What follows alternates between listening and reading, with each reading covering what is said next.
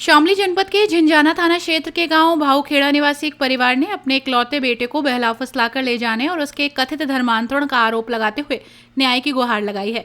पीड़ित परिवार ने योग साधना आश्रम बघरा पहुंचकर अपनी आप बीती सुनाई।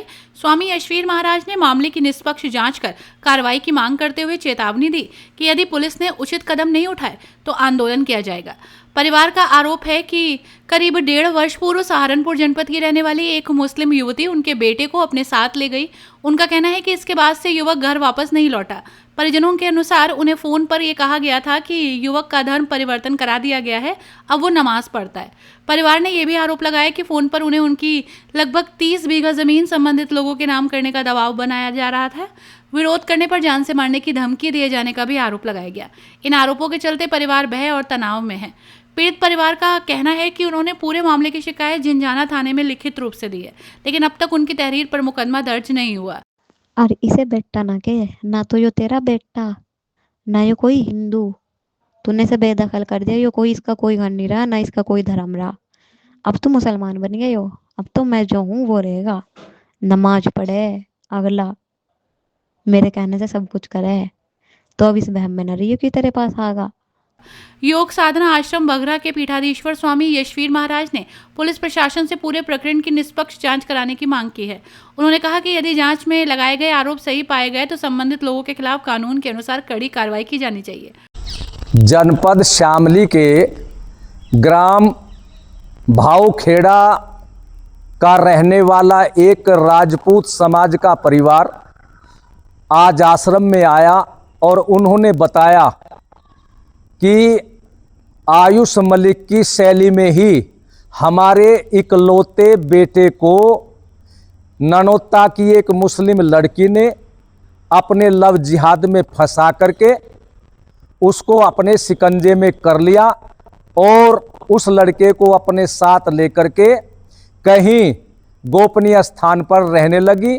अब फोन के माध्यम से हमें धमकी दी जा रही है कि तुम्हारी जो 35 बीघा जमीन है और जो संपत्ति है वो हमारे नाम कर दीजिए और नहीं तो तुम्हें मार दिया जाएगा, क्योंकि अब तुम्हारा लड़का हमारे कब्जे में है और ये लड़का अब हिंदू नहीं है, हमने इसको मुसलमान बना दिया है और इसने नमाज भी पढ़नी प्रारंभ कर दी है।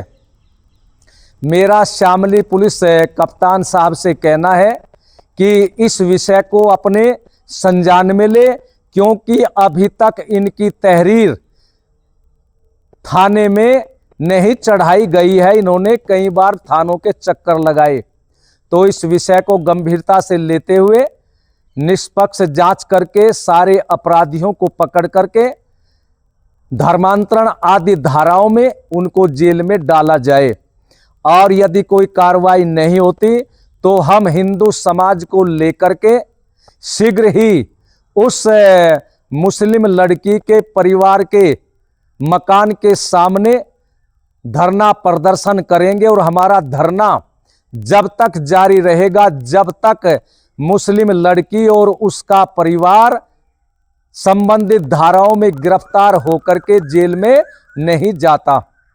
स्वामी यशवीर महाराज ने चेतावनी दी है कि यदि पीड़ित परिवार को न्याय नहीं मिला और पुलिस ने समय रहते उचित कार्रवाई नहीं की तो हिंदू समाज के लोगों के साथ ननौता में संबंधित परिवार के घर के बाहर धरना प्रदर्शन किया जाएगा। फिलहाल मामले में परिवार द्वारा लगाए गए आरोपों की आधिकारिक पुष्टि नहीं हुई है।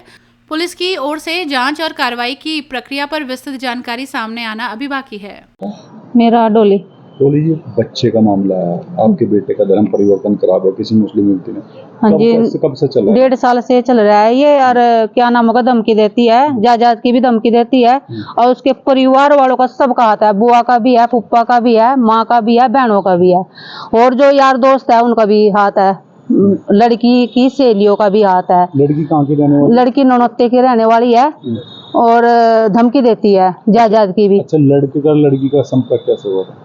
जी वो उनकी ठसके में बुआ है, मेरी ननद है, हाँ। तो वहां से पढ़ने के लिए गया था। अच्छा। तो सरकारी स्कूल में वो भी लड़की पढ़ती थी और मेरा लड़का भी पढ़ता था।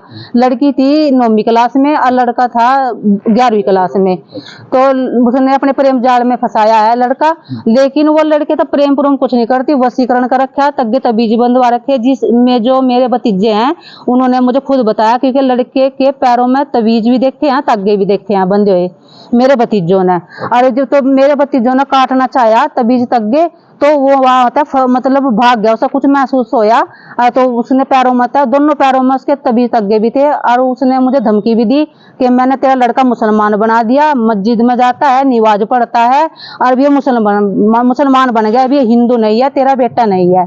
अच्छा, जैसे आपके कितने बच्चे हैं? मेरे एक ही लड़का है जी। क्या नाम है उसका? उसका कार्तिक है। अच्छा, लड़की का क्या नाम है? लड़की का नाम अलीसा है। कहाँ की रहने वाली? वे ननौते की रहने वाली है। अच्छा, वो जी उसके फादर क्या करते हैं? उनके फादर तो जी कपड़ा बेचते हैं, फेरी करते हैं। और क्या नाम का असलीम नाम है, माँ का नाम है मीना।